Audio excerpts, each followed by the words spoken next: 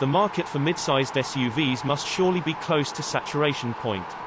With choices including the Kia Sportage, Nissan Qashqai, Peugeot 3008, Volkswagen Tiguan, Renault Kadjar, Mazda CX-5 and Ateca all competing for the same customers, SUV buyers never had it so good.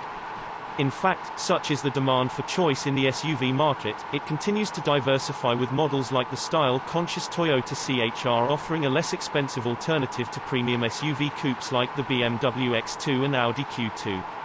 Vauxhall's strategy is to straddle the sector by offering the small Mokka X, bigger Crossland X and this larger still Grandland X that crowns its entire car range. As this is the brand's premium SUV, you get a high driving position, a good view out, an appealingly imposing stance and sufficiently desirable looks to match the competition. It shares its mechanical backbone with the Peugeot 3008, and is available with similar engines, the smallest of which is a turbocharged 1.2-litre petrol that produces 128 bhp and returns 55.4 mpg. There's also a 128 bhp diesel that officially returns 68.9 mpg when paired with the 6-speed manual transmission. The flagship 2.0-litre diesel is the peppiest engine in the range, but is only available with the range-topping Ultimate trim, making it an expensive choice. Vauxhall offers a 6-speed manual with the 1.2-litre petrol and 1.5-litre diesel, but the latter has the option of an 8-speed automatic, which is standard on the 2.0-litre diesel Ultimate. Not every SUV buyer wants four-wheel drive, and Vauxhall doesn't offer it as an option, but you can add the IntelliGrip system, which provides off-road driving modes via the traction control system. The Grandland X's dashboard design will be familiar to anyone who's sat in the latest Vauxhall insignia, so it's a plainly styled, if well-built and ergonomically sound, place to sit. All models come with alloy wheels, an infotainment touchscreen, climate control, reversing sensors, traffic sign recognition, cruise control and auto-dipping headlights. That's a decent amount of kit, but it's worth going for Techline nav trim. This brings a Plusher infotainment screen complete with route guidance, autonomous emergency braking and Vauxhall's versatility pack, which adds split-folding rear seats, a center armrest and underfloor storage in the boot. Strangely, Techline Nav is actually cheaper than Qashqai, despite including more equipment. There are also Sport Nav, Elite Nav and Ultimate trims, but these are more expensive and don't represent such strong value for money. Exhibiting such a rational, conventional approach elsewhere, it probably won't surprise you to learn the Grandland X is thoroughly sensible to drive, too. The driving position is high, so the view out the front is decent, and while this leads to a sense of sitting on the Grandland X rather than being hunkered down in it, many motorists will prefer feeling elevated above ordinary family cars. On the motorway, the Grandland X is a relaxing car to drive. It's not exciting, though. Its slightly notchy gear change will frustrate if you try to hustle it along country roads, while considerable body lean and a lack of feedback from the light steering mean there's little to reward your driving enthusiasm. There's no doubt whatsoever that the Vauxhall was designed for comfort rather than fun. That's not inherently a bad thing, however. If you don't have petrol coursing through your veins and want a sensible, practical and quiet family car with a good view out and a 5-star Euro NCAP safety rating, the Grandland X makes a lot of sense. It struggles to offer a more complete package than the Peugeot 3008, though. We reckon the latter is a far more stylish car inside and out, and it shares its fundamental mechanicals, as well as a start price, with the Grandland X comfortable, with light controls and compliant suspension. The Vauxhall Grandland X dispenses long journeys with ease. It's all too easy to get hung up on a car's outright handling prowess, but there's a strong argument to say buyers of family SUVs like the Vauxhall Grandland X are less concerned about this aspect of their cars than, say, owners of conventional hatchbacks and saloons. Rather than being a driver-focused, sharp-handling SUV like the Ateca, the Grandland X is a relaxed, comfortable and easy car in which to cover long distances.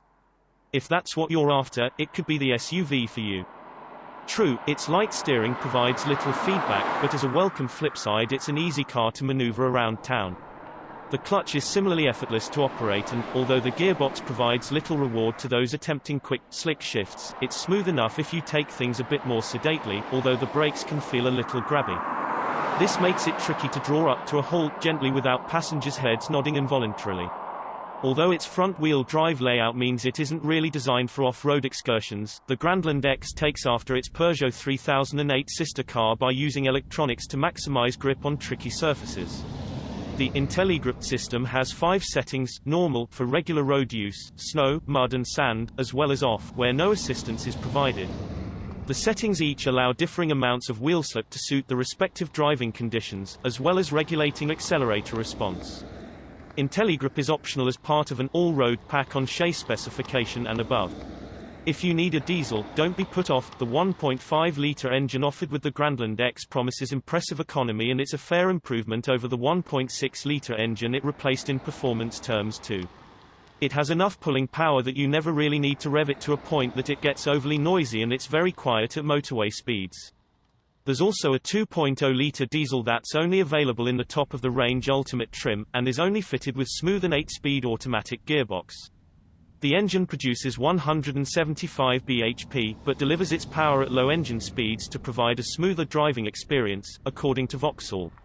It can accelerate from 0 to 60 miles per hour in 8.6 seconds.